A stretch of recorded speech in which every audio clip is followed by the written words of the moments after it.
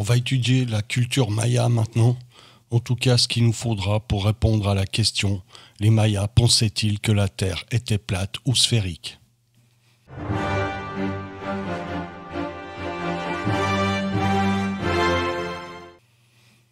La Terre dans la cosmologie maya est le centre de l'univers et représente le premier niveau. Elle se situe entre le monde souterrain et le monde de l'au-delà. Elle est plate avec 4 coins pointant vers les 4 points cardinaux. Elle est plate avec 4 coins pointant vers les 4 points cardinaux. Cette vision peut être conceptualisée comme une grande roue entourée par le Teohatl ou l'eau de l'idole, qui est un océan qui s'étend vers les horizons. Le second niveau est appelé Ilhuicatl Metzli et est le lieu où l'on retrouve la lune et les nuages.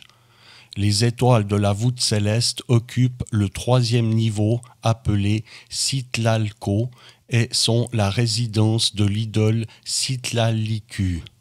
Le Soleil occupe le quatrième niveau alors que Vénus réside dans le cinquième. Le sixième niveau est appelé ciel des feux percés, faisant référence à une constellation non identifiée. Ce niveau est également l'hôte des comètes ou étoiles qui fument. Le serpent de feu qui a pour mission d'avaler le soleil à son coucher, de le digérer et de le refaire surgir au lever du jour siège également à ce niveau. Le septième niveau est occupé par les cieux noirs et verts où l'on perçoit des vents et des orages d'une puissance extraordinaire. Le huitième niveau est le ciel bleu où l'on retrouve une grande quantité de poussière. Le neuvième niveau est l'endroit où le tonnerre sévit et est appelé Eltztlapal Natzkayan, ou le lieu où les rochers se cognent ensemble. Les 10e, 11e et 12e niveaux représentent respectivement les couleurs blanche, jaune et rouge. Finalement, le dernier niveau est appelé Omeyocan et est la région où habite celle que les Mayas avaient pris pour créatrice du temps et de l'espace. Les 9 niveaux souterrains occupent également une place importante dans la cosmologie maya. Spirituellement, la Voie lactée est perçue comme étant la route mythique qu'empruntent les âmes lorsqu'elles voyagent des profondeurs souterraines vers les cieux de l'au-delà. Il n'est pas facile, d'après la connaissance que nous avons aujourd'hui de la civilisation maya, d'interpréter leur cosmologie. Il semble évident toutefois que les Mayas voyaient la Terre comme une forme plate et carrée.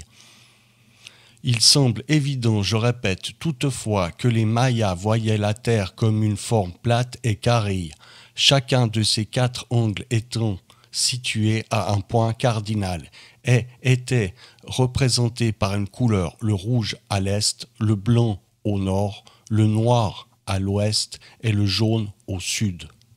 Le centre était vert. Certains Mayas croyaient aussi que le ciel était stratifié et que chacun de ces 4 angles était soutenu par une idole d'une musculature impressionnante appelée Bacab. Pour d'autres, le ciel était soutenu par 4 arbres de couleurs et d'espèces différentes et le ceiba vert ou liard se dressait au centre.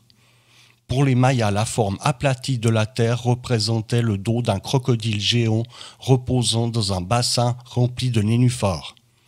Dans le ciel, le pendant du crocodile était un serpent bicéphale, une notion sans doute attribuable au fait que le vocable maya désignant le ciel ressemble au mot serpent.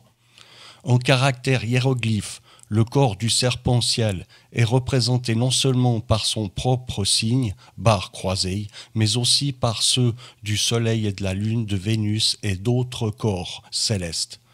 Le ciel était composé de 13 strates, chacune ayant sa propre idole.